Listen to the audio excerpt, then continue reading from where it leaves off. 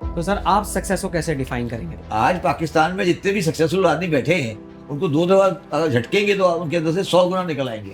तो सर आप तो ये भी कहते हैं कि पाकिस्तान की इकोनॉमिक सालमियत के लिए ये लाजिम है कि हम सिविलियन रूल की तरफ जाएं। अब सिविलियन कुत्ते अगर इंसान नहीं बनेंगे तो क्या होगा? इस कॉन्सेप्ट में डेमोक्रेसी कैसे ऑपरेट करे? डेमोक्रेसी का मतलब क्या है? सर आप ये कहते हैं कि पाकिस्तान में जो भी पीएम बनता है उसको नेशनल और इंटरनेशनल अप्रूवल चाहिए हो। 100%। Sir Iran US Israel war में आपने बड़ा पुश किया कि पाकिस्तान को एक डिफीटिस्ट माइंडसेट से निकल के अपने ये गेम्स जो किया ना आपने, थोड़ा बहुत तो किया ना, कर तो लिया है काफी हद तक। उससे आप कितना सेटिस्फाइड हैं? क्या होना चाहिए था और क्या हुआ है? कुछ चीज़ों में ना इमरान खान का जो मौक़िफ़ जो उसमें एक है, इमरान खान को आप 100 बुराइयां ले लें मगर उसके अंदर सेल्फ रिस्पेक्ट और पाकिस्तान के बारे में बड़ा कॉन्सेप्ट। पाकिस्तानियों के साथ जो प्रॉब्लम आई है ना वो ये आई है कि इनकी सेल्फ रिस्पेक्ट खत्म हो गई। पाकिस्तान इंफिनिटी कॉम्प्लेक्स में चला गया। देखिए मेरा तो बड़ा सिंपल व्यू है, ये जो अरब है ना ये तो कभी ठीक नहीं हो सकते कि जब तक अपना लिबास सही नहीं करेंगे। ये तो सही तरह चल भी नहीं सकते, उस लिबास में भाग भी नहीं सकते, कैसे चलेंगे? और ऊपर दिमाग पे और एक कपड़ा ला के रस्सी बांध लेते हैं कि उसमें किसी की अकल की बात नहीं जाए। काम में एमकेएम भी शामिल है, एमकेएम ने भी कराया है ये काम, सिक्योरिटी थ्रेट क्रिएट कराया है। इसका मतलब है सक्सेस आज भी रिकॉग्नाइज हो रही है ना पाकिस्तान में कि जिस दिन आप बढ़ जाएंगे ये बच्चे बेच के खा जाएंगे। तुम्हारी भी दाढ़ी है, वो वाला भी दाढ़ी थी दाढ़ी थी। तो मैं जनरली अवॉइड करता हूँ लंबी दाढ़ी वालों को इंटरव्यू देना। एक बात याद रखना, मेरी लाइटर नोट पे कह रहा हूँ, कभी कभी कभी मौलवी से इस्लाम नहीं लेना।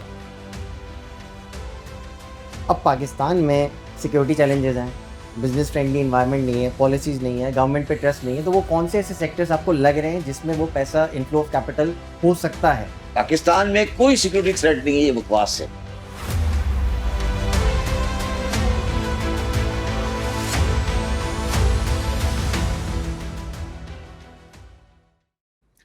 बिस्मिल्लाह। मेरे साथ ये बहुत कम होता है कि किसी के साथ आउट ऑफ रिस्पेक्ट में ओवरवेल्म्ड फील करूं। आज मैं एक ऐसी ही पर्सनैलिटी के साथ हूँ। वो ना सिर्फ एक पाकिस्तानी नेशनल एसेट हैं, बल्कि मैं ये समझता हूँ कि अगर हमने उनसे ना सीखा तो वो हमारी बदकिस्मती होगी। वो एक एक्स गवर्नमेंट सर्वेंट हैं, प्रोलिफिक राइटर भी हैं, इकोनॉमिक एनालिस्ट भी हैं, और एक यूनिक स्किल ये है उनमें कि अगर टैक्स बचाने के लिए मशवरा लेना हो तो हम उनके पास जाएंगे, और हुकूमत ने उनको ही सेलेक्ट किया था टैक्स कलेक्ट करने के लिए भी। हम दोस्त मुख्तलिफ बुक्स सेलेक्ट करते हैं ताकि उनमें से हम सीख सकें। 32 ऑन करोड़ भी हमने इसीलिए सेलेक्ट करी थी कि हम उसमें से बहुत कुछ सीख सकें। आज के पॉडकास्ट का मकसद भी उनके आइडियाज़ को बेहतर समझना है। अस्सलाम वालेकुम सर, कैसे हैं आप? सर अगर आप इजाज़त दें तो हम एक लाइटर नोट पे स्टार्ट करना चाहेंगे। जब भी सर कोई बंदा शर्त लगाता है तो कोई वेजर होती है, कोई मॉनेटरी बेनिफिट रखता है। आप कोई भी शर्त अगर रखते हैं किसी पॉडकास्ट में, आप कहते हैं अगर मैं हार जाऊं तो मेरा नाम बदल देना। इसकी वजह क्या है सर? देखिए मेरा मकसद ये मतलब ये समझ ले मेरा तर्ज कलाम है, क्योंकि मतलब जनरली आप देखिए मैं दो आदमियों के नाम लेता हूँ, किसी का मेरा नाम मोदी रख दें या नेतन्याहू रख दें। बिल्कुल सर। क्योंकि मुसलमानों को जनरली दो ही आदमियों से नफरत है, वो हिंदुओं से या यहूदियों से। इसलिए मैं अक्सर कहता हूँ यार मेरा नाम चेंज कर देना, आप तुम नेतन्याहू रख देना या मोदी रख देना। ठीक है सर। आप अपनी किताब में लिखते हैं कि teachers should be paid more. After all वो हमारी फ्यूचर जनरेशन को रेडी कर रहे हैं। सर टीचर से आपका स्पेसिफिकली क्या मतलब है? देखिए मेरा तो ये है कि टीचर में मैं हर बंदे को डाल लूँ, ठीक है इवन प्राइमरी टीचर को भी डाल लूँ। ठीक है। आप चाहे अगर किसी आदमी को, कोई आदमी बच्चों को पढ़ा रहा है ना, उसको भी आप इतनी तनख्वाह दें कि वो पढ़ाई वाली नौकरी को एंजॉय करे, मतलब उसको ये एहसास, मतलब वो माशरे में बाइज्जत हो। क्योंकि वो अभी क्या होता है, आज क्या है कि जो टीचर है उनको इतनी तनख्वाह मिलती है कि वो अपने जॉब को एंजॉय नहीं करते। तो टीचर जो पढ़ाने वाला है उसके पास इतनी उसके पास हो चीज़ें कि वो चाहे वो प्राइमरी का हो, सेकेंडरी का हो, कहीं का भी हो, टीचर को एक बहुत हाई लेवल की तनख्वाह देनी चाहिए, अदरवाइज कोई माशरा सही नहीं हो सकता कभी। आपके हिसाब से सर इससे हमारा एजुकेशन सिस्टम इम्प्रूव होगा? बहुत ज़्यादा, इससे बहुत ज़्यादा इम्प्रूव होगा। क्योंकि आज जो टीचर है वो मजबूरी की नौकरी कर रहा है, शौक की नौकरी नहीं कर रहा। ऐसा वो जाके बेचारा नौकरी नहीं मिली, जाके टीचर हो गया। अब वो टीचर में उसका दिल चाहता है जाने को, पढ़ाने को दिल चाहता है, नहीं जाता। अब अगर अच्छा, और टीचर में आप वो लोग लाएं जो पढ़ाने के शौकीन हो। शौकीन, ठीक है। ठीक है ना, हर आदमी को पढ़ाने का शौक नहीं होता। तो टीचर बनने की के लिए डिग्री होना जरूरी नहीं है, बल्कि एक कॉन्सेप्चुअली वो टीचर हो, चाहे लोग पढ़ें, वो टीचर होना चाहिए। आप सर अपनी किताब में कहते हैं कि आप यहाँ तक हार्ड वर्क और मेरिट से पहुंचे। जी। अगर मैं इसका मतलब ये निकालूं कि लॉ के हिसाब से चलना, सीधे रास्ते पे चलना, ये एक अच्छा एस्पेक्ट है। नहीं, ये इसकी जो मैंने लिखा उसका मतलब ये नहीं है। ठीक है सर। मेरा मतलब ये कहने का है कि मेरे मेरे जो मतलब वालदेन या मेरी फैमिली या मेरे वालदेन, मतलब उस सेंस में कि मैं किसी सियासी ख़ानदान से या किसी सियासी या कोई बड़ी इंडस्ट्रियल फैमिली से नहीं हूँ। तो जो मैंने हासिल किया है वो मेरिट पे किया है। मतलब ये नहीं है कि मैं कहूँ कि यार मैं एक बहुत बड़े आदमी का बेटा था या मैं एक बहुत बड़े आदमी का बच्चा, तो इसलिए मैंने कहा है, उस सेंस में कह रहा हूँ मैं, ठीक है। उस सेंस में कह रहा हूँ। ये मतलब नहीं है कि पाकिस्तान में मेरिट है। ठीक है। मगर मैं ये कह रहा हूँ कि एक बंदा पाकिस्तान में मेरिट पे भी आगे आ सकता है, ये मैं आपको साबित कर रहा हूँ, क्योंकि मैं किसी सियासी खानदान से नहीं हूँ। सर अगर हम इसको कंट्रास्ट में देखें, पाकिस्तान में तो अब ये लगता है कि सीधे रास्ते पे चलने वाला नुकसान में रहता है। नहीं, ये तो आपका ख्याल है ना। देखिए, ये आम आदमी का ख्याल, ये आपने गलत लोगों को देख देख के हासिल कर लिया ना। ठीक है सर। गलत देखो, आज आप चले जाएं पाकिस्तान में, आपको बहुत अच्छे अच्छे डॉक्टर मिलेंगे, आप बहुत क्वालिटी के डॉक्टर मिलेंगे, वो किसी गलत तरीके से नहीं है। मगर आप अगर अगर जाके आप ये क्राइटेरिया बैंकरों से मिलाएंगे, उससे मिलाएंगे, तो आपका स्टॉक एक्सचेंज के ब्रोकरों से मिलाएंगे, तो फिर अलग है ना। मतलब आपका क्राइटेरिया सक्सेस का क्या है? सक्सेस का क्राइटेरिया क्या है? आप कैसे डिफाइन क्या है? क्या सक्सेस क्राइटेरिया आपका क्या है? आज सक्सेस क्राइटेरिया क्या है? आज आपका सक्सेस क्राइटेरिया अगर गाड़ी है, घर है, उसके पास ब्रांडेड चीजें हैं, तो फिर तो यस। मगर सक्सेस क्राइटेरिया ये तो नहीं है ना। और आपके अगर मैं आज आपको सामने बहुत अच्छी ब्रांडेड घड़ी पहन के बैठा होता या मेरे पास बहुत अच्छी गाड़ी होती, तो आप उसके लिए तो नहीं आए ना मेरे पास।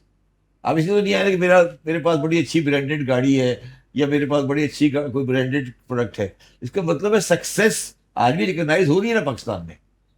तो सर आप सक्सेस को कैसे डिफाइन करेंगे? सक्सेस ये है कि वो आदमी अपने अमल के लिए किसी दूसरे के सामने शर्मिंदा नहीं।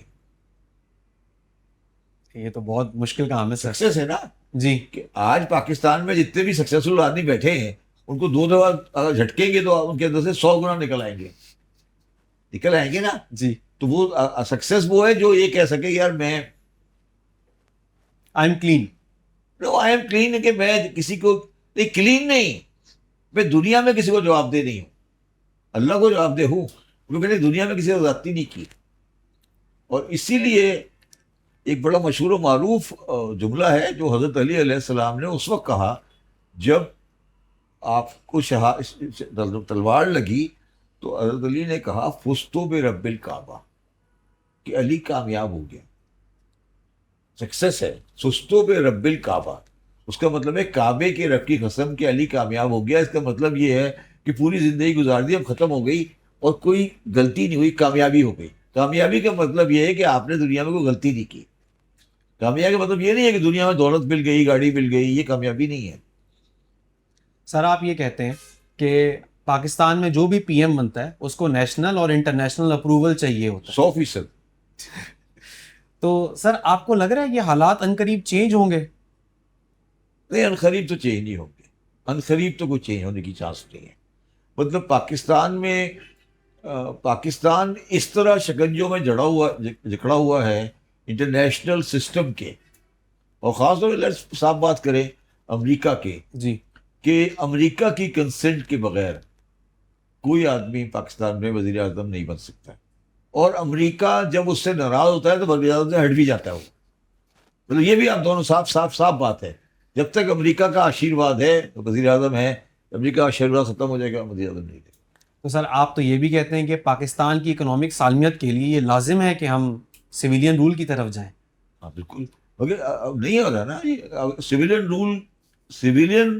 सिविलियंस ने जो अपने साथ, सिविलियन जो रोज सुबह शाम अपने साथ कर रहे हैं, वो तो नॉन सिविलियन को मजबूत कर रहे हैं।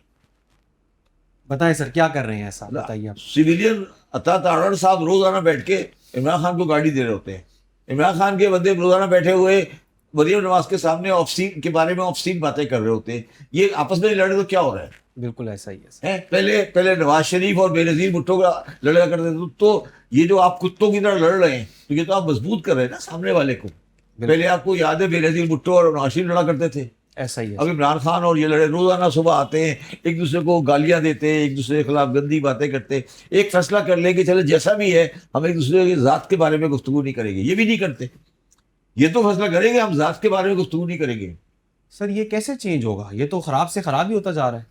नहीं, अब ये चेंज आएगा। देखिए, अब जैसे मैं अब आपके सामने बात कर रहा हूँ, ये मेरी वाली बात चलेगी, लोग देखेंगे, सुनेंगे, सुन रहे हैं लोग, ऐसी बात नहीं। लोगों को एहसास हो रहा है, लोगों को एहसास हो रहा है गलती किसकी है। लोगों ठीक को इस है। बात का एहसास है कि गलती किसकी है। जब आप सिविलियंस को, सिविलियन ने अपने घर में खुद दाखिल किया है ना, सिविलियन ने अपने घर में खुद दाखिल किया है ना, तो यही हो सकता है फिर। आपने वो लतीफा सुना है सिविलियन कुत्ते वाला? नहीं सर, बताइएगा प्लीज। वो एक लतीफा है कि एक जनरल साहब थे, उनके पास एक कुत्ता था। वो बड़ा उनके जनरल साहब के घर में रहता था। तो वो बड़ा पैम्पर्ड सा कुत्ता था, उसको आदत ही नहीं थी कहीं पे जाने की, और कुछ चीज़ें किसी को परेशान गलियों में फिरने की। तो एक दिन उसके अर्दली ने उसको देखा नहीं सही तरीके से, तो वो कुत्ता गली में चला गया। जब कुत्ता गली में चला गया तो गली के कुत्तों ने उसको खूब मारा पीटा, उसके काटिया। उसके बस का काम ही नहीं था गली के कुत्तों को डील करना। खैर वो वापस आ गया शाम को, अर्दली ने उसके जख्म वख्म धोए, साफ किया। तो जनरल साहब आए तो उसने बोला कि ये क्या हुआ?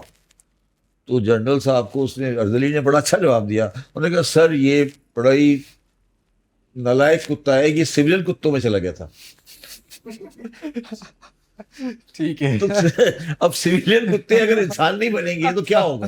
ठीक है सर। वो सिविलियन, उनका ये बड़ा ही नालायक है, ये सिविलियन कुत्तों में चला गया था, तो इसलिए ऐसा हो गया। ठीक तो है अब सर। आप क्या चाहते हैं? बिल्कुल ठीक है सही है। सर। आपकी बुक को मैं कोट करूंगा। हाँ, आप कहते हैं governorship is a responsibility not an authority. Yes. एक बंदा जो डिजायरस है लीडरशिप का, वो एलिजिबल नहीं है। नहीं आपने तो सर सबको जीरो कर दिया, सबको नहीं नहीं ineligible सब, कर दिया। यस, ये हमारा शरई हुक्म है ये, कि जो नहीं, शरई हुक्म है और लॉ का भी, दुनिया का हुक्म है, जो चीज जो बंदा नहीं चाहे उसको बनाओ।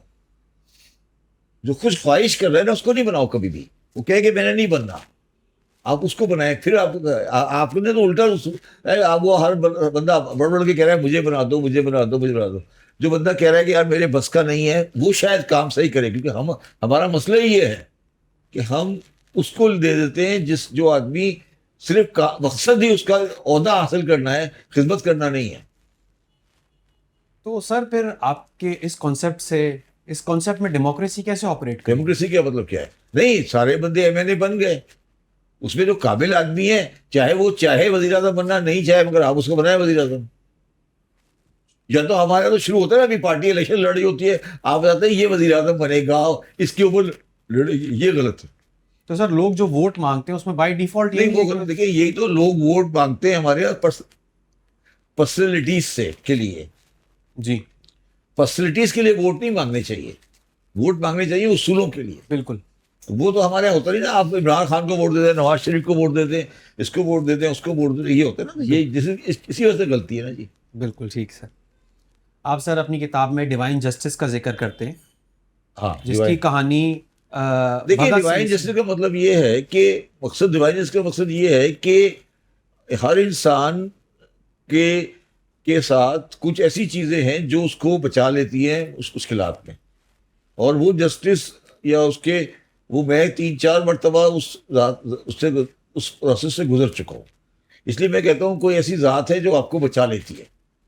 एक दफ़ा मेरे ऊपर गोली चली यहाँ पर सोल्जर बाजार में, वो मैंने जिक्र किया किताब में।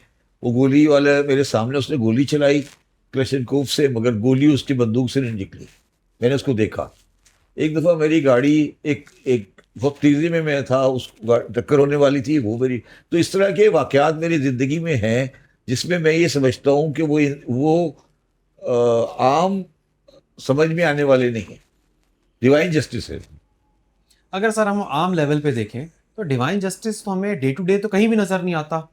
देखिए कमजोर दबे जा रहा है। देखिए आपकी आपकी बेगम साहिबा भी बैठी है।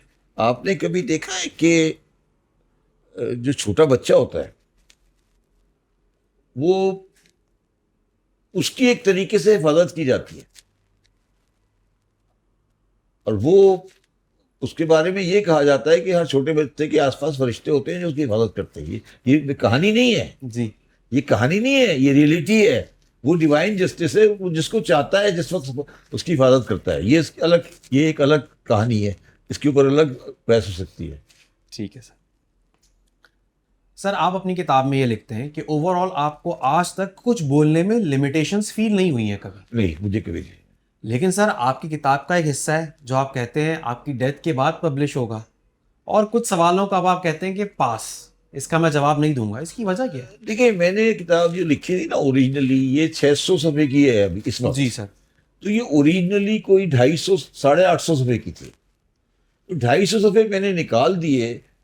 उसकी वजह ये है कि वो कुछ शख्सियतों के बारे में थे या चीज़ों के वाक़यात के बारे में थे। तो मुझे लोगों ने कहा कि वो लोग इस माशरे में रहते हैं, और जब आप उस माशरे में उन लोगों का नाम लिखेंगे तो वो फिर उनके लिए ज़िंदा रहना बड़ा मुश्किल हो जाएगा, और उसके लिए परेशानी होगी। हो सकता है वो डिनाई करे, झगड़ा हो, ये हो वो हो। तो ये है, मतलब इसलिए है, रियलिटी है। तो वो मेरे उस्ताद हैं अदीब रिजवी साहब। जी। वो अब कहते हैं मैं अपनी ऑटोबायोग्राफी नहीं लिखूंगा। तो मैंने उन्हें पूछा आप ऑटोग्राफी क्यों नहीं लिखेंगे? वो कहते हैं कि अगर मैंने सच लिख दिया तो पाकिस्तान में सारे लोग मेरे दुश्मन हो जाएंगे, और झूठ में लिखना नहीं चाहता। इसलिए उन्होंने आज तक रिजवी साहब ने अपनी ऑटोबायोग्राफी नहीं लिखी। तो सर आपके दिल में भी डर आता है कभी कभी? क्या? बोल दूं, आपके दिल में भी कभी कभी डर आता है? डर आता है नहीं, अब तो देखिए ना, डराने की बात नहीं है। मैं तो मतलब अपने कहने के ऊपर एक्चुअली भी भुगत चुका हूँ। मतलब ये कि मेरे ऊपर FIRs भी हुई हैं, नोटिस भी आए हैं, मेरे ऊपर टेलीफोन कॉल भी आती है। वो तो है, आने हैं। और नहीं, जो करने वाले हैं, जो जो जो कहते हैं कि आप ये नहीं बोलें, देखिए उनकी लाइन सोचने का अलग है, पैमाना है। लेकिन ना कहीं पे आके एक लाइन ड्रॉ हो जाती है ना। मैं समझता हूँ कि लाइन यहाँ है, वो समझ रहे हैं लाइन यहाँ है। तो ये लाइन में डिस्टर्बेंस तो आती रहती है ना। तो होता रहती है, तो होता रहता है, अक्सर होता रहता है। तो सर इस माशरे में मतलब जिस बंदे ने भी सच बोलना है वो फिर इन मसलों के लिए तैयार है? नहीं, मसले इतने बड़े नहीं है, हमने बना लिए। मतलब मसले इतने नहीं है जितने हमने बढ़ा लिए। हम बिला वजह के खौफ में दाखिल हो गए हैं कि मतलब जिससे कहते हैं ना, एक आप पाकिस्तानी माशरे में इतना खौफ नहीं है जितना आपने उसके ऊपर बना लिया है। और क्योंकि आपको सही बात करनी नहीं आती ना, और सही तरीके से करनी नहीं आती। आप जैसे फॉर एग्जाम्पल इस वक्त PTI वाले मैं देखता हूँ, मैं PTI के साथ हूँ, आज भी PTI के साथ हूँ, मगर जिस ऑब्सीन तरीके से वो मरियम नवाज के बारे में गुफ्तगू करते हैं, मुझे वो पसंद नहीं आता। मतलब वो गलत है, अनफेयर है। चाहे किसी की भी, मतलब ये गलत है, ये गलत है। आप कुछ भी कर लें, आप कुछ, मैं तो कह रहा हूँ कि अगर वो किरदार वो भी है तो भी नहीं करें। तो भी नहीं। मतलब मैं उसमें उल्टे से मतलब इस हद तक जाता हूँ। मगर ये है जहाँ पर आकर प्रॉब्लम आती है कि आपने फैसिलिटीज को वहां तक ले जाते हैं कि वहां पे कोई आखिर लिमिटेशन ही नहीं। सर आप हमें क्या गाइडेंस देंगे? जिस तरह हम दोस्त बैठ के किताबें डिस्कस करते हैं, उसकी रिकॉर्डिंग करते हैं, आपकी किताब भी हमने इसलिए उठाई, आप हमें क्या गाइडेंस देंगे कि हम मसलों से बचे रहें? नहीं, देखिए मसलों से बचे, किताब को जो आप डिस्कस कर रहे हैं, तो किताब तो प्रिंट हो चुकी है। जी। ठीक है ना। आप प्रिंट होने वाली किताब के अंदर तो कोई मसला नहीं ना, वो तो ऑलरेडी पब्लिक में है। उसके अंदर से लेना, उसमें से उसको किसी और तरह इंटरप्रेट करने की जरूरत क्या है? जो लिखा है वो लिखा है। ठीक। आप उससे आगे क्यों जाते हैं? ठीक है सर। जी। सर आप अपनी किताब में अपनी वाइफ को बहुत ज़्यादा क्रेडिट देते हैं। एक सफा तो लिखा है यार, 1.5 सफा है टोटल। कितना है टोटल? 1.5 सफा जी, नहीं? इतना ही हाँ। है, इतना ही है सर, इतना ही। सर मैं उससे बेसिकली समझना ये चाहता हूँ, दो एस्पेक्ट है बेसिकली। पहले सर कभी आपको ये लगा है कि in order to become this successful as you just say, नहीं, देखिए दो बातें हैं। अब जो भी आदमी डिफरेंट होगा ना, डिफरेंट, सबसे ज्यादा जो सफर करेगा ना उसके साथ, वो उसके बच्चे और उसकी बेगम करेगी। सर बता दें ये आप। नहीं, मेरे मकसद है अगर मैं डिफरेंट हूं ना, अगर मैं 8 बजे एक आम छुट्टी, एक आदमी आम आदमी 5 बजे घर चला जाता है, अगर मैं 10 बजे आता हूँ, सबसे ज्यादा इफेक्ट तो वाइफ का ही होगा ना। या मैं रात को 3 बजे तक पढ़ता हूँ तो उसका इफेक्ट, तो अगर वाइफ आपकी डिफरेंट होने को एक्सेप्ट कर रही है तो वो बहुत बड़ा कंट्रीब्यूशन है। बिल्कुल। वो कंट्रीब्यूशन है, मैं काबिलियत कंट्रीब्यूशन की बात नहीं कर रहा, क्योंकि आप डिफरेंट हैं, आप लोगों से मुख्तलिफ हैं लोगों के, तो वो इसलिए। सर आज अगर मैं आपसे पूछूं कि आप अपनी प्रायोरिटीज को दोबारा सोचें, रीप्रायोरिटाइज करें, तो आज आप सोचेंगे कि शायद मुझे रीप्रायोरिटाइज करना चाहिए था कुछ चीज़ें, फैमिली लाइफ को जिस तरह शायद थोड़ी हाई वैल्यू देनी चाहिए थी। हाँ, थोड़ा बहुत करना चाहिए था, यस। मतलब ये कि बहुत सा टाइम था जो जो सही बच्चों के साथ गुजारना चाहिए था, टाइम वो शायद नहीं हो। तो सर हम लोग जिस तरह हम सब लोग अभी करियर के मिड में हैं, तो हम कैसे बैलेंस आउट करें, हमें आप क्या मशवरा देंगे? देखिए, इसमें ना मैं इसकी जनरलाइज नहीं हो सकता। हर आदमी का अपना माहौल है, हर आदमी के अपने सर्कमस्टेंसेज हैं, हर आदमी का अपना सोच है, इसको कोई जनरलाइज नहीं कर सकते इसको। हमें सबको खुद ही सीखना है। हाँ, खुद सीखता है, नहीं अपने आप के अपने सिस्टम को खुद भी एडजस्ट करना है।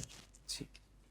सर आपकी जो एडवाइसेस होती हैं, हम आपके पॉडकास्ट वगैरह सारे सुनते रहते हैं, वो पॉलिसी लेवल की होती हैं और हुकूमत हमारी कुछ बातें मानती हैं, कुछ अपने हिसाब से चलती है। वो आप ये बताएं एक इंडिविजुअल क्या कर सकता है इस मुल्क को बेहतर नहीं, करने देखिए ये बात गलत है। पॉलिसी एडवाइस जब आप कहते हैं ना, जब आप एक मीडिया पर आकर कोई पॉलिसी की बात कहते हैं, तो 99.9% जो पॉलिसी बनाने वाला है, अगर आपका कोई क्रेडिबिलिटी है, लोग समझते हैं कि आप सही कह रहे हैं, तो उस बात को पॉलिसी बनाने में ध्यान में रखा जाता है। मतलब ये आप बिल्कुल कन्विंस हो जाएं। अगर कोई डॉक्टर अदीब रिजवी साहब गुर्दे के बारे में कोई आके बात करेंगे, चाहे वो एक सेमिनार में भी कर लें, तो उस बात को आप डिसएग्री नहीं कर सकते।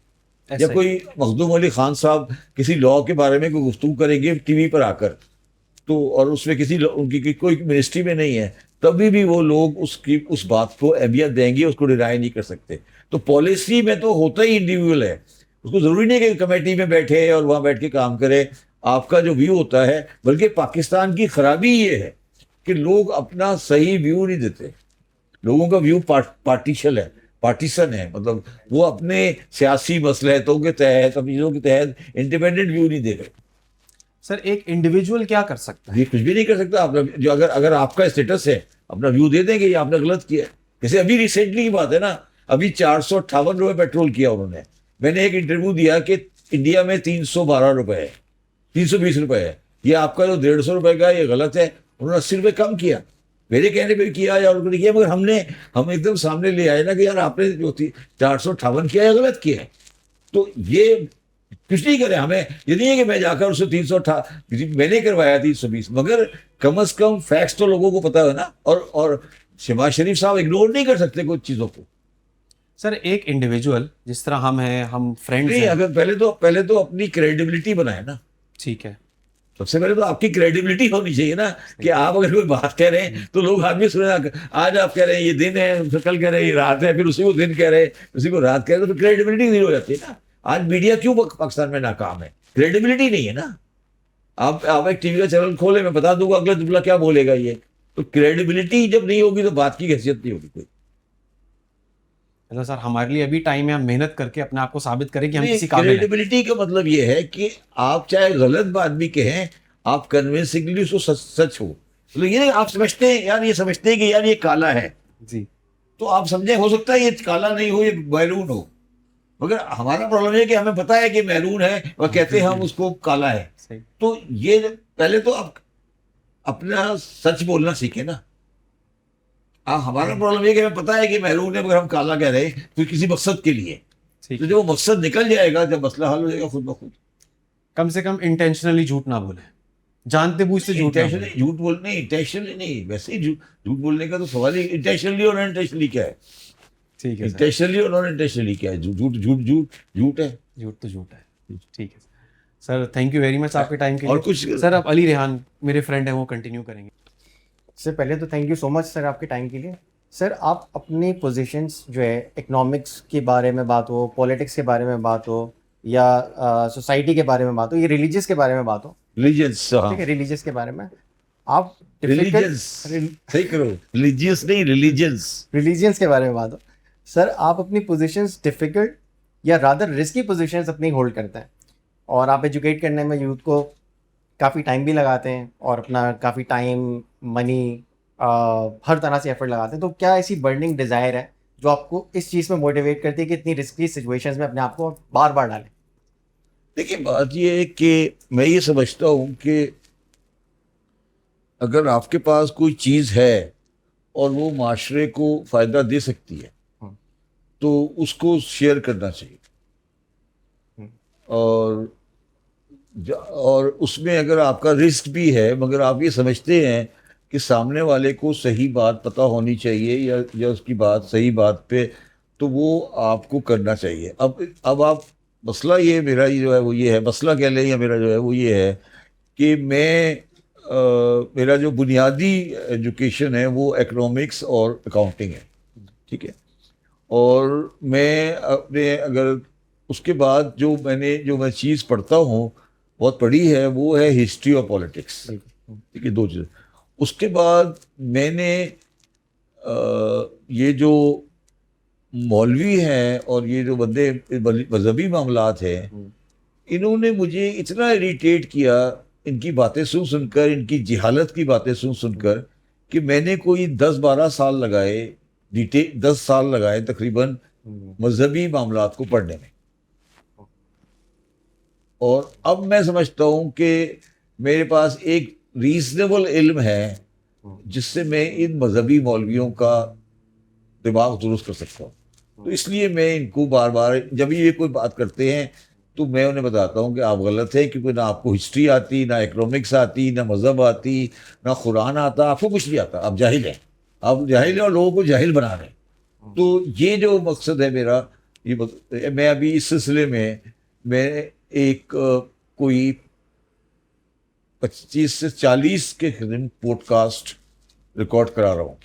और वो पॉडकास्ट जो हैं वो मुख्तलिफ सब्जेक्ट्स पर है। अच्छा। और उन सब्जेक्ट में जो है वो सिर्फ कुरान डिस्कस होगा, इवन हदीस भी नहीं है, वाक़यात भी नहीं है। और वो सब्जेक्ट अलग अलग सब्जेक्ट मैंने लिए हुए हैं। फॉर एग्जांपल, एक सब्जेक्ट है हिसाब और किताब। अच्छा। कुरान के हिसाब से हिसाब और किताब क्या चीज़ है। एक सब्जेक्ट है कुरान के हिसाब से ताऊत क्या चीज़ है। अच्छा। एक सब्जेक्ट है कुरान के हिसाब से सिफात क्या चीज़ है। एक सब्जेक्ट है कुरान के हिसाब से दुआ क्या चीज़ है। तो कुरान में सब्जेक्ट है ना, दुआ क्या चीज़ है। कुरान के हिसाब से सूद क्या चीज़ है। कुरान के हिसाब से जन्नत क्या चीज़ है। ये सारे कोई मैंने 25 के करीब हैं। 25 अभी तक, कोई शायद मेरा ख्याल है 8 जो है वो यूट्यूब पे मौजूद है। अच्छा। माइंड थिंक माइंड या माइंड थिंक, ऐसा कोई नाम है। चैनल देखा है, बिल्कुल। वो डॉक्टर अरीफ करता है एक। बिल्कुल, बहुत अच्छे पॉडकास्ट होते हैं उसमें, बड़े इन्फॉर्मेटिव पॉडकास्ट वो होते हैं। मैंने कोई 8 हो चुके अभी तक। और अभी मैंने कोई, उसमें आप समझे कि कोई 20 और कराने हैं कम अज कम। और मैं उसमें तमाम मेजोरिटी उसमें मैं कोशिश करता हूँ कि कोई भी चीज़ कुरान की आयत के अलावा बयान नहीं करूँ। उसमें ना कोई हदीस बयान करता मैं जनरली, ना मैं कभी उसमें कोई रवायत जनरली बयान करता। कोशिश मेरी ये होती है कि कुरान मजीद को कुरान के ज़रिए डिफ़ाइन किया जाए। तो वो लोगों को बड़ी पहले तो समझ नहीं आई थी, अब ज़रा तकलीफ़ होनी शुरू हुई है कि ये आदमी किस लाइन पे चल पड़ा है। तो ये एक 25, मेरा इरादा 25 से 50 करने का है। और ये 50 जब हो जाएंगे तो मैं कोशिश करूँगा कि तकरीबन सारे सब्जेक्ट कवर हों। अच्छा सर, तो आपने अभी बताया कि आज मैंने अभी जाकर 5:30 बजे मैंने अपना रिकॉर्डिंग करानी है इसी की। उसका सब्जेक्ट है जन्नत और जहन्नम। अच्छा। और वो, आप ये बिलीव करें कि मैंने उसके ऊपर कोई 2 हफ्ते लगाए हैं। और जो मैटर मैंने कलेक्ट, जो मेरे पास मैटर है, जो मैंने उसमें, मतलब जिस मैटर से मैं बात करूँगा, जो मैंने अपने जहन से निकाल किया, वो तकरीबन 40 सफ़े पर है। मतलब 40 सफ़े समराइज्ड हैं।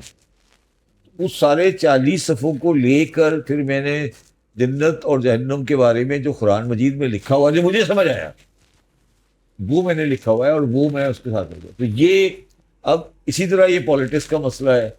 अब मैं इमरान खान के साथ काम करता रहा हूँ, मुझे अब मैं इमरान खान की कुछ चीज़ों को एग्री करता हूँ, कुछ चीज़ों को डिसएग्री करता हूँ। अगर आप मुझे कहें कि मैं उसकी हर चीज़ एग्री कर लूँ तो ये मुझे काबिल कबूल नहीं है। सर इमरान खान साहब ही आपको बड़ा फोर्स करके एफबीआर में लेके जी, आए थे बिल्कुल, और बिल्कुल। स्पीच उनकी हाँ, काफ़ी हाँ। मशहूर है कि आपको काफ़ी कोशिश करनी पड़ी थी लाने के लिए। तो कुछ टाइम बाद आपने जो अरे रेजिग्नेशन मेरी दिया एक जिसके अपने देखिए मैं reasons थे। बताता हूँ मेरा क्या हुआ कि जब मैं वहाँ चला गया तो या मेरा ये और हर इंसान का प्रॉब्लम होता है कि या तो वो कन्विक्शन से काम करे या नहीं करे। अगर आप किसी जगह पे बैठे और कन्विक्शन से काम नहीं कर रहे और उस काम को एंजॉय नहीं कर रहे और उस काम में आपको प्रेशर हो रहा है तो आपकी सेहत एकदम डाउन होनी शुरू होती है। तो मेरी जब मुझे वहाँ स्पेस नहीं मिल रही थी या मैं देख रहा था कि वहाँ जो तब्दीली के लिए जो ख्वाहिश है वो उस हद तक नहीं है जो तब्दीली आनी चाहिए, तो फिर मेरी तबीयत ख़राब होनी शुरू हो गई। और मैंने एक्चुअली मेरी वाइफ ने मुझे फोर्स किया, मेरी वालदा ने मुझे फोर्स किया कि सेहत इस मतलब अगर आपने ज़्यादा रहे तो that is why I have left. मेरा इमरान खान से कोई इख्तिलाफ नहीं है, सर इसी मेरा से इमरान खान से कोई इख्तिलाफ नहीं है, मेरा बाजवा साहब से कोई इख्तिलाफ नहीं है। सर इसी से रिलेटेड दो सवाल बनते हैं। एक तो ये कि क्या ऐसा होता जो आप एफबीआर की पोजीशन को सस्टेन करते और जो आप कंट्रीब्यूशन करना चाह रहे थे वो कर रहे होते, और दूसरा आपने बुक में अपनी मेंशन किया कि यूथ की जो मेंटेलिटी है वो उसने भी आपको डिसअपॉइंट किया किसने? कि यूथ की जो मेंटेलिटी है, जो नए लोग आ रहे हैं जो इसमें एफबीआर में आ रहे हैं या पोजीशन ले रहे हैं, उन्हें स्टेटस चाहिए, उन्हें चीज़ें चाहिए, जिसके बारे में आपने कुछ डिस्कशन किया बुक में। देखिए हाँ, वो ये देखिए हाँ अब वो जो है ना, अब वही वाली बात है जो मैं चाह रहा था वो लोग नहीं चाह रहे थे। मतलब उन्हें गवर्नमेंट की पोजीशन चाहिए और उन्हें डिलीवरी नहीं, मतलब वो पूरी डिलीवरी नहीं करनी, मकासद डिफरेंट है उनके। मकासद डिफरेंट। और वो आपने पूरे मकसद ही जिंदगी का मकसद ही अलग कर दिया उनका। मतलब आप ये मैं ये कह रहा हूँ कि जब मुझे नजर आया कि एफबीआर में बहुत बड़ी तादाद में लोग, तो आसान अल्फाज में कह लें बहुत बड़ी तादाद, सब सारे नहीं, बहुत बड़ी तादाद में लोग हराम खाना चाहते हैं और मैं उन्हें हराम खिलाना नहीं चाहता, इसलिए मैंने छोड़ दिया। सिंपल, आप इसे आसान कर लें कि अक्सर बहुत सारे लोग चाहते हैं कि हराम खाएं, सही है। मगर मैं हराम उन्हें खिलाना नहीं चाह रहा था। तो मैंने कहा यार मैं हराम खिलाने में हिस्सेदार नहीं बनना चाहता। सर आपने एक एग्जांपल भी दी थी कि आपने एक जगह पे बहुत सारे लोगों को कहा था कि आप घर बैठे हमको सैलरीज मिलेंगी। मैंने 15,000 लोगों का था, एक लोगों नहीं 15,000। और मैंने इस बात की अप्रूवल इमरान खान और बाजवा साहब से ले ली थी। उन्होंने कहा ठीक है कर दो, कि वो घर बैठे घर बैठे। उन्हें सैलरीज कर मिलेंगी, ली ले बस, काम ना करें, काम ना नहीं, काम तो अभी भी नहीं करते, नहीं काम वो अभी भी नहीं करते। काम खराब ना करें। नहीं देखिए आपने खराब भी नहीं करें। देखिए हमारा बड़ा अजीब व गरीब सिस्टम है। ये कंप्यूटर है ना, 20 साल पहले, 10 मतलब 20 साल भी नहीं, 10-15 साल पहले मेरे पास एक टाइपिस्ट हुआ करता था। हम ड्राफ्ट हासिल लिखते थे और टाइपिस्ट जाके टाइप करता था, फिर वो चलता था। अब किसी भी दफ्तर में आपको टाइपिस्ट नहीं मिलेगा। अब 99.9% लोग खुद ही टाइप करते हैं। तो अब अभी मगर एफबीआर में कोई आपको 3,000 टाइपिस्ट मिल जाएंगे वो क्या कर रहे हैं बेचारे। अभी एफबीआर में कम से कम वो 3,000 टाइपिस्ट होगा। एफबीआर में अभी भी जो कहीं उनका भावलपुर पता है कई इलाके में जो है एंटी स्मगलिंग वगैरह का, उसके अंदर अभी भी सारबान है जो ऊँटों को चलाते हैं, वो भी है, एम्प्लाई है।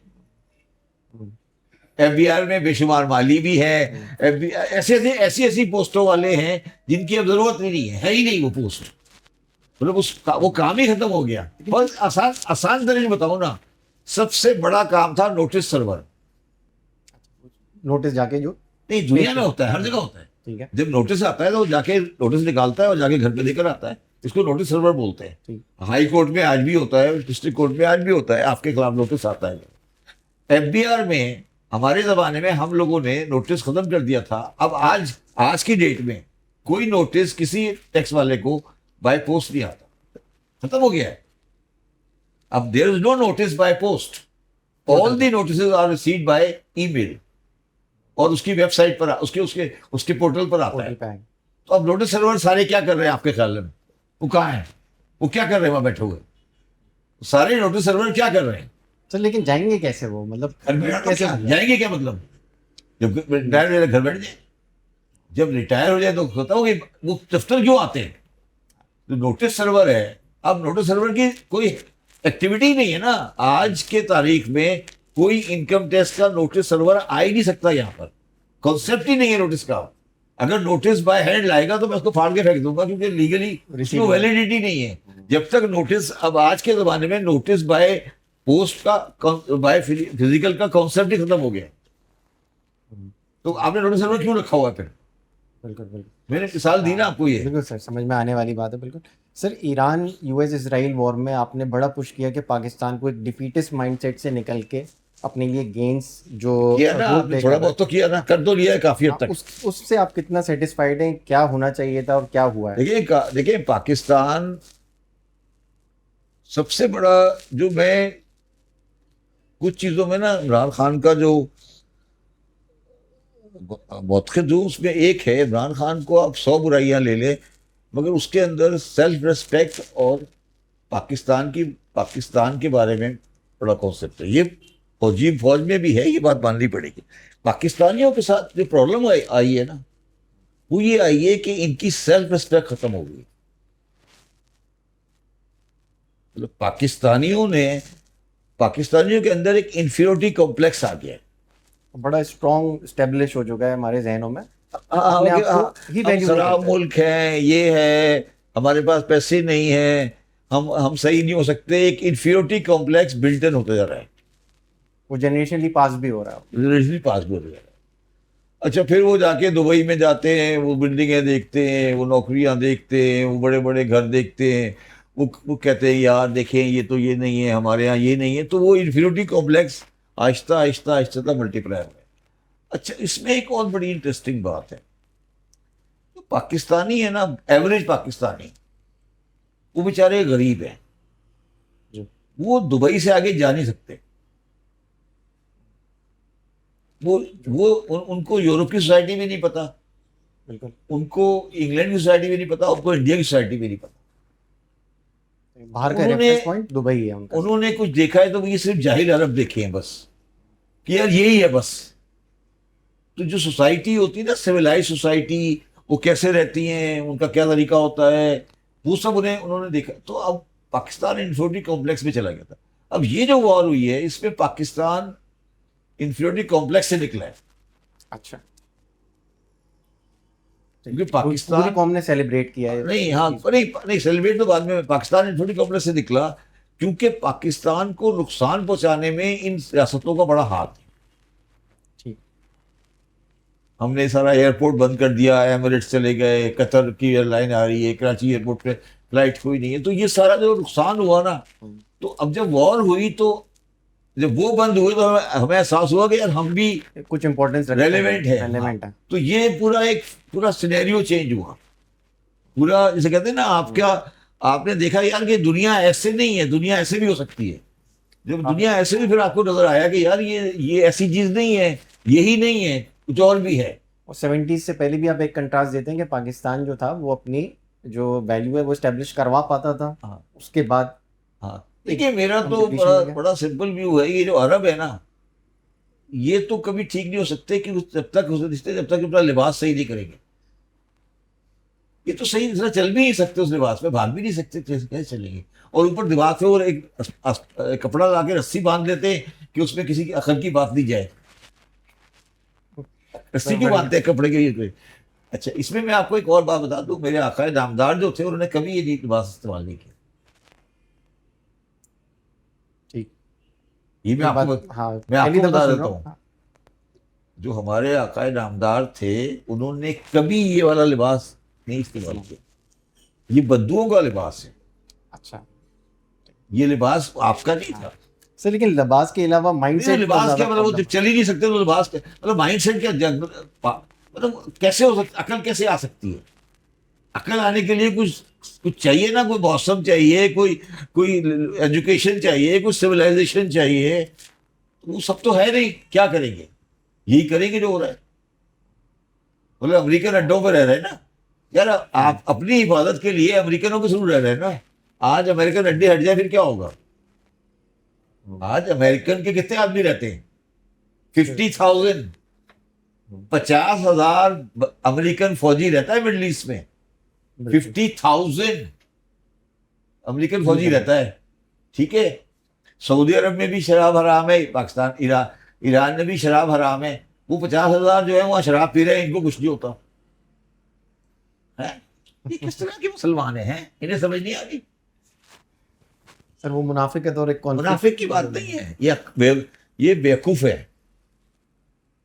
कुरान मजीद की एक आयत, कुरान मजीद की सूरत को सूरह इनाम, सूरह इनाम, इनाम कहते हैं अरबी में जानवरों को, अच्छा इनाम कहते हैं जानवरों को। तो कुरान मजीद में इनके बारे में नहीं कह रहा, कुरान में लिखा है, कुछ लोगों के बारे में लिखा है कि वो इंसान जानवर हैं। तुम समझते हो इंसान है, वो इंसान नहीं है, वो जानवर है। सूरह इनाम जो है ना, सूरह इनाम, उसका मकसद ही ये है कि अल्लाह ताला कह रहा है कि कुछ लोग ऐसे हैं, इस पे पर्टिकुलर अरबी की बात नहीं कर रहा, कुछ लिखा है कुछ लोग ऐसे हैं जो जानवर हैं। वो ट्रेड्स ऐसे हैं जो हैं? जानवरों जैसी जिंदगी गुजारे हैं, ट्रेड्स ऐसे उन्होंने अपनी। जानवर और इंसान में क्या फर्क है? सर इंसान जो है वो जिम्मेदारी से फैसले लेता है, इंसान जो है एक अकल शऊर से तय करता है कि मैंने आगे क्या करना है। वो अपनी जो समझे कि जिस्मानी ज़रूरियात है उससे बियॉन्ड सोचता है, जो खाना है। जानवर और इंसान में ये फर्क है, जब जानवर को भूख लगती है, बिल्कुल ठीक है, तो जानवर के सामने जो ग़िज़ा है ना वो खा लेगा, वो खा लेता है। खा लेगा। उसमें ये नहीं देखता कि कौन सी ग़िज़ा हलाल से हासिल की गई है, कौन सी हराम से हासिल की गई है। दोबारा समझाऊं मैं क्या कह रहा हूँ? जी दोबारा समझाऊं मैं क्या कह रहा हूँ? फिर समझाइए। जानवर वो है कि वो जानवर की ग़िज़ा घास है, आदमी की ग़िज़ा रोटी है। दोनों को, जानवर घास खा लेगा, आदमी रोटी खा लेगा। मगर जानवर, अगर आदमी बगैर ये देखे कि ये रोटी हलाल की है या हराम की है खा ले, तो वो जानवर है, बिल्कुल वो जानवर है।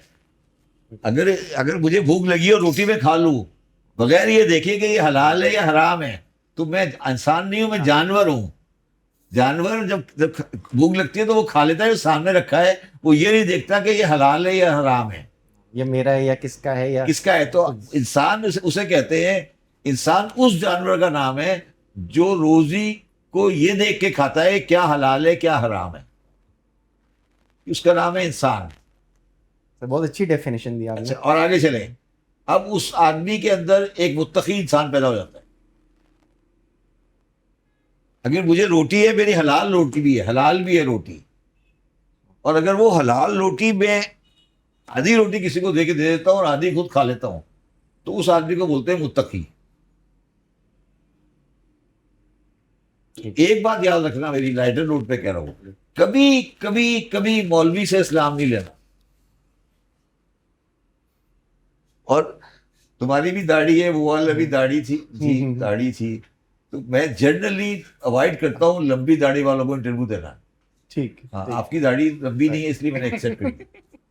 नहीं सर, हम उस फेज से थोड़ा गुजर के आपकी तरफ आए। नहीं, मैं कह रहा हूँ ना, मैं लंबी दाढ़ी के साथ जो है ना वो इंटरव्यू देना अवॉइड करता हूँ। उसकी वजह क्या है बताता हूँ। उसकी वजह ये है कि हम सारे झगड़ा कर रहे हैं कि नमाज हाथ खोल के पढ़े या हाथ बांध के पढ़े, या हाथ खोल के पढ़े या हाथ बांध के पढ़े। Relevant issues. ठीक है, नहीं रेलेवेंट इशू की बात नहीं, मैं रेलेवेंट इशू की बात नहीं कर रहा। मैं आपसे ये पूछ रहा हूँ कि मेरे आका नामदार 63 साल दुनिया में रहे दुनिया में, बिल्कुल। आपको उनकी सारी वो हदीसें भी याद है जो उन्होंने अपने घर के अंदर खैमे में अपनी बीवी से कही थी, सारी याद है आपको, ठीक है। वो हदीसें भी याद है, इधर उधर से निकाल के ले आते हैं आप कहीं से भी। ये याद नहीं है कि उनकी दाढ़ी कितनी लंबी थी। बता दे मुझे कोई मुसलमान, कोई किसी को पता है?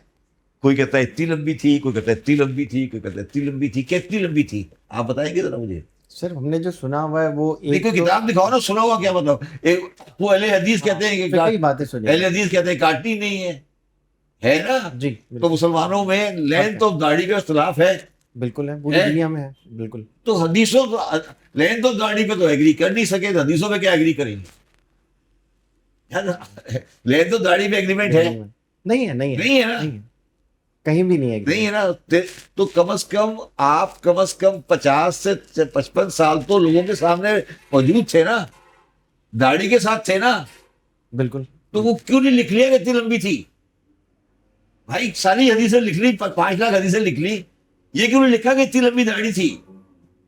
सर ये एक सवाल है सोचने का, सवाल है, सोचे क्या मतलब बहुत सोचने का है? सवाल बताए है। ना, ये नहीं लिखा कि दाढ़ी कितनी लंबी थी, ये बोला ये बोला ये बोला ये बोला ये बोला ये बोला, लिखे जा रहे हैं और इधर से ला रहे हैं, कोई इधर से ला रहा है, कोई उधर से ला रहा है कि मैंने वहां से सुना था, मैंने वहां सुना था। उस सामने जो आदमी बैठा था 53 साल तक, उसकी दाढ़ी कितनी लंबी थी ये तो एग्री कर लो बैठ के।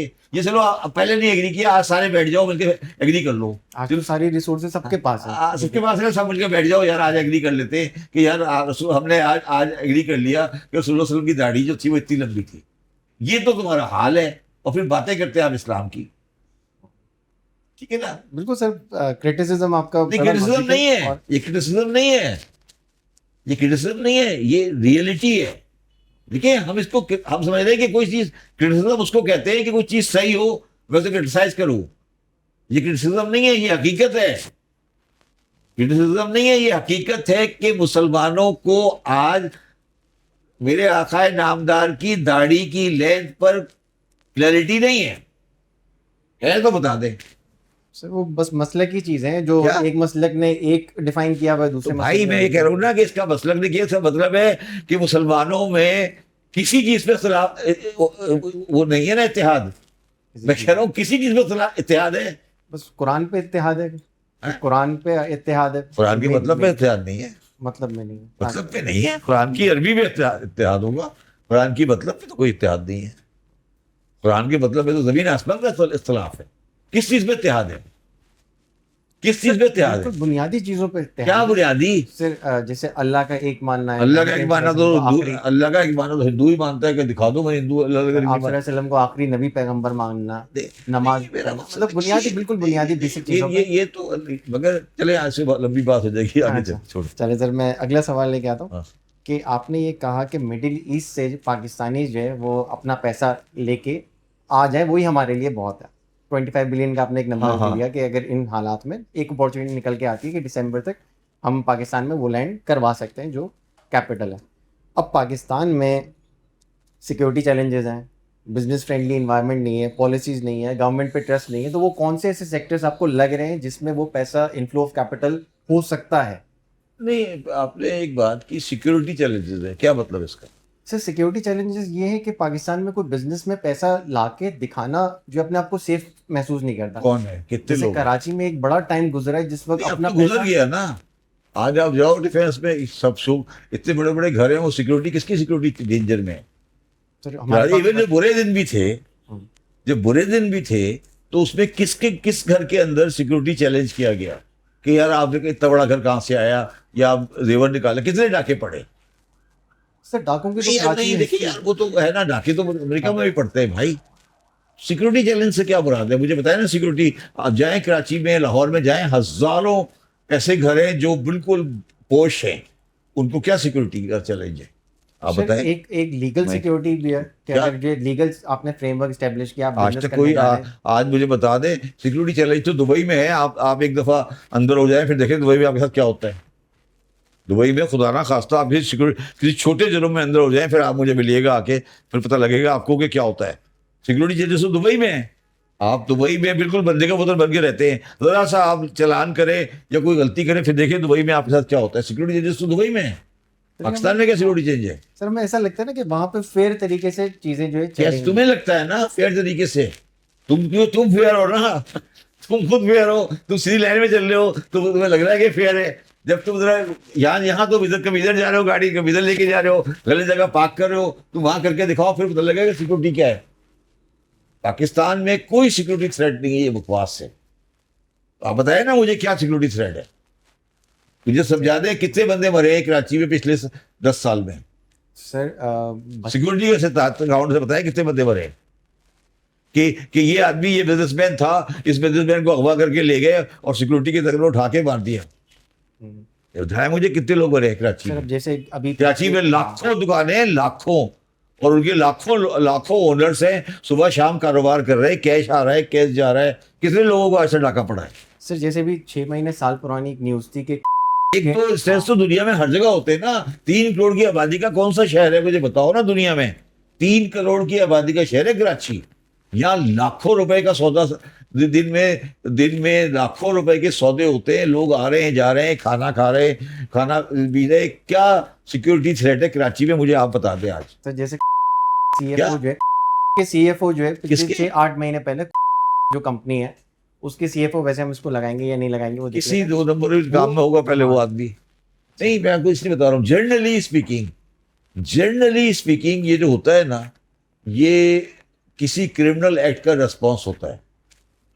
अच्छा, जो आवाम को नहीं पता होता, आपको पता नहीं होता। आवाम को पता नहीं। आम आदमी ये समझ रहा होता है कि यार इसने उठा लिया है। अब पता लगा उस आदमी ने पहले 2 नंबर का सौदा किया होता है, कहीं प्रॉपर्टी में डिस्प्यूट होता है, तो आप समझ रहे होते हैं यार कि ये तो देखिए नहीं, ये उठा लिया है। अक्सर जो केस होता है ना प्रॉपर्टी का होता है। लेकिन बज़ाहिर कुछ और आ रहा होता है सामने। आपको उन्होंने उठा के ले गए ना एक इंडस्ट्रियलिस्ट को, अब पता लगा आप कह रहे उठा के ले गए, अब वो पता लगा पीछे प्रॉपर्टी का झगड़ा चल रहा है, कोई किसी का झगड़ा चल रहा है। तो इसलिए ये सिक्योरिटी थ्रेट जो है ना, ये एक गलत स्टेटमेंट है, मतलब पाकिस्तान के बारे में गलत स्टेटमेंट है। लेकिन ये लॉ एंड हमने ऑर्डर नहीं, ये हमारा मीडिया है ना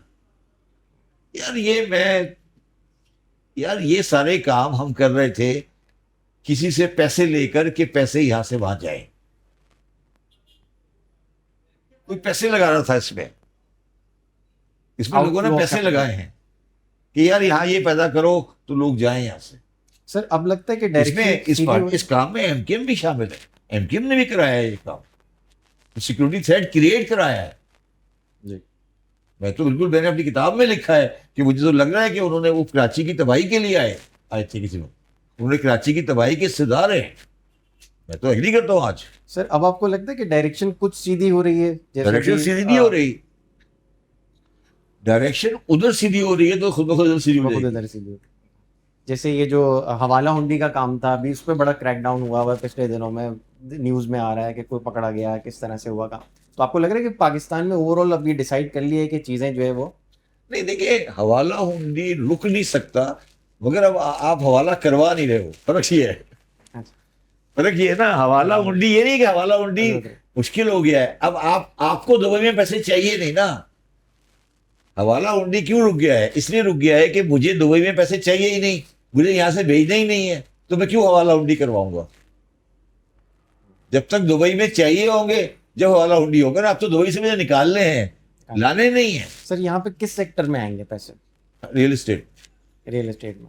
सर वो बड़ा अनप्रोडक्टिव सेक्टर नहीं है? क्या मतलब अनप्रोडक्टिव कैसे है? मतलब रियल आज एस्टेट तक जिन लोगों ने खरीदा है, कराची में प्रॉपर्टी खरीदी है, कोई एक केस बताएं जहाँ नुकसान ने बेचा हो। सर मतलब वो इकोनॉमी को मूव नहीं नहीं, करता वो ना? इकोनॉमी की बात करते हैं। आप इंडिविजुअली केस से बताएं कि अभी भी कराची में प्रॉपर्टी जो है, मेरे हिसाब से अभी भी अंडर वैल्यूड है। अच्छा। मतलब कराची में प्रॉपर्टी की वैल्यूज जो है, हाँ पिछले 3 साल में तो एक हमने स्लम देखा है। असल में कोई ऐसी बात नहीं है। प्रॉपर्टी में अगर आता है तो आने दें पैसे, पहले एटलीस्ट मुल्क में तो आ रहा है। हाँ, प्रॉपर्टी में पहले आएगा, पहले प्रॉपर्टी में आएगा, फिर बाद में आगे आएगा। देखिए ना, आप ये चले जाए क्लिफ्टन में, आप गुलशन इकबाल चले जाएं, सुजानी चले जाएं, आप फ्लैटों की तादाद देखें। बहुत। आखिर कोई रह रहा है ना, बन रहे ना, बिक रहे ना, कोई तो रह रहा है ना वहां पे, कोई तो रह रहा है ना। बिल्कुल ठीक। सर आपने इस्लामिक इकोनॉमिक सिस्टम जो करेंटली जिसको समझा जाता है उसके आप बड़ा क्रिटिकल व्यू कोई चीज नहीं है इस्लामिक सिस्टम। सर आपने वॉलंटरी सोशलिज्म को वॉलंटरी उसकी जगह सोशलिज्म, आपने हाँ। एक चीज आपने एक टर्म दी वॉलंटरी सोशलिज्म, जी। सोशलिज्म को, ठीक है, ये सब आई थिंक आपने ही इस टर्म को कॉइन किया। तो सर इसके बारे में बताएं कि वो क्या ऐसे बेसिक टेनेंट्स हैं जिसको आप कहते हैं कि ये इस्लामिक इकोनॉमिक सिस्टम सोशलिज्म होता है जब 4 चीजें जिम्मेदारी हो स्टेट की। Basic education, basic medical, basic residence और बेसिक ट्रांसपोर्ट, ये स्टेट प्रोवाइड करे आपको। जिम्मेदारी है स्टेट की कि इसको बोलते हैं सोशलिज्म। और दुनिया का सबसे ज्यादा सोशलिस्ट मुल्क जो है उसका नाम है इंग्लैंड या सोशलिस्ट मुल्क जो है उसका नाम है ईरान। आपको शायद एक बात पता नहीं है, ईरान में आज भी रोटी उफत है। ईरान में आज भी 9.5 करोड़ आदमी को रोटी उफत मिलती है। और कैसे मिलती है बताता हूँ। ईरान में रोटी उफत इस तरह मिलती है कि 4:30 बजे दिन में, एक लंच के टाइम पे और रात के टाइम में, हर मोहल्ले में तंदूर है। और तंदूर खुलते हैं, वो स्टेट के तंदूर है, वो खुलते हैं और वो आपको ब्रेड देते हैं, सालन नहीं, सिर्फ ब्रेड देते हैं। और वो ब्रेड इतनी समझ लें कि आप पाकिस्तान के हिसाब से 10 पैसे की मिल जाएगी। ईरान सोशलिस्ट है उस सेंस में कि वो रोटी दे रहा है हर एक को, उन्होंने कहा है रोटी हर एक को मुफ्त मिलेगी। इंग्लैंड में भी तकरीबन सोशलिज्म है, वो हर बंदे को पैसे देते हैं कि यार कम से कम जिंदा रह सके, मेडिकल फ्री है। तो ये होता है सोशलिज्म। और इसके साथ वॉलेंट्री का मतलब ये है कि जो ये तो हो गई स्टेट की जिम्मेदारी, और वॉलेंट्री का मतलब ये है कि मैं, अगर मेरे पास बहुत सारी दौलत है तो मैं अपने ऊपर खर्च नहीं करूं बल्कि पब्लिक को दे दूं, ट्रस्ट बना के। और ये इंसेंटिवाइज्ड बाय स्टेट हो? स्टेट का तो स्टेट ने तो अलग काम कर दिया ना, वो तो स्टेट तो अलग काम कर रही है, वो 4 काम कर रही है, वो टैक्सेस से कर रही है। और मेरा जाती जो बचा है बाकी मेरे पास, उसमें से मैं कोई चीज अपने लिए नहीं रखूं बल्कि ट्रस्ट बना के पब्लिक में दे दूं। तो लेकिन इसको मोटिवेट कौन करेगा? इसको मोटिवेट करेगा आपका ये फीलिंग कि जिस दिन आप बढ़ जाएंगे ये बच्चे बेच के खा जाएंगे। सीधी बात है। तो ये जिस दिन आपको ये समझ आ जाएगी कि ये बच्चे बेच के खा जाएंगे या ये जाया हो जाएगा और आपका नाम लेने वाला कोई नहीं होगा, आपकी कब्र पे कोई नहीं जाएगा और आपको 10-20 साल बाद याद भी नहीं करेगा, अगर आपको ये बात समझ आनी शुरू हो जाएगी तो आप फिर ऐसी को काम करना शुरू करेंगे जिससे लोग आपको याद करना शुरू करेंगे। एट द कोर आप इसको इस्लामिक वो वैल्यूज पे लेके इस्लामिक कहते हैं इसको। हाँ, जब आप कि आपको आखिर जब आप कोई ईदी को आज लोग याद करते हैं ना, लोग 100 लोग मर गए मगर ईदी एम्बुलेंस है ना, तो अगर आप वॉलंटरी सोशलिज्म का मतलब ये कि ये काम इंडिविजुअल सोशलिज्म में ये नहीं कह रहा कि आप मुझे बाय फोर्स करवाएं, कम्युनिज्म में बाय फोर्स होता है जी। मैं कह रहा हूँ आप वॉलंटरी करेंगे, ठीक है। मेरे पास अगर सिंपल जैदी के पास 200 करोड़ हैं तो 10 करोड़ उसके लिए काफी है, 190 करोड़ पब्लिक के लिए फर्क। सर बताइएगा, over the course of your life जो आपका कॉन्फिडेंस है प्रॉस्पेरिटी पे पाकिस्तान की, वो इंक्रीज हुआ है या वो डिक्रीज हुआ है? देखिए इस वॉर के बाद तो सब्सटेंशियली इंक्रीज हुआ। अच्छा। क्योंकि इस वॉर से वो बहुत सारी चीज़ें एक्सपोज हो गई है जो हमारे खिलाफ साजिशें हो रही थी। एक बहुत बड़ा हमें मेंटल और फाइनेंशियल स्लेवरी में हम जा रहे थे, वो चेंज हो तब्दील हो गई है। अब उसके बेनिफिट जो इकोनॉमिकल भी हैं, सोशल भी हैं, माइंडसेट के भी हैं, वो ट्रांसलेट होंगे कुछ टाइम बाद आपके हिसाब से। तो आपका मतलब कॉन्फिडेंस अभी भी पाकिस्तान पे ज़्यादा है। सर आप अपनी बुक में लिखते हैं कि at the end of your life आपको कोई रिग्रेट नहीं होना चाहिए, तो ऐसा क्या करना चाहिए सक्सेस के लिए कि आप इस पॉइंट पे अपनी लाइफ का आप एंड गुजार रहे हो कि आपको कोई भी किसी किस्म का रिग्रेट ना हो? नहीं, रिग्रेट तो देखिए होता है ना कि आप बहुत सी जगह कोशिश की, आपने कामयाब नहीं हो सके, कहीं कामयाब हुए, तो रिग्रेट तो उस सेंस में है। मगर वैसे रिग्रेट ये नहीं है कि कोई आप शर्मिंदा किसी से नहीं है। दो है ना रिग्रेट, एक तो नाकामी का रिग्रेट अलग है, शर्मिंदगी का रिग्रेट अलग होता है। शर्मिंदगी का रिग्रेट कोई नहीं है, बाकी नाकामी का रिग्रेट तो हो सकता है आदमी को। और शर्मिंदगी का रिग्रेट अवॉइड भी किया जा सकता है अगर आप अपने नहीं, अगर शर्मिंदगी का रिग्रेट अवॉइड तो नहीं कर सकता, हो गया अगर आपने गलत ना किया हो तो। नहीं, अगर हो गया तो हो गया ना। लेकिन अगर आपने किसी का गलती किया तो हो गया ना, वो शर्मिंदगी का रिग्रेट है ना बेसिकली।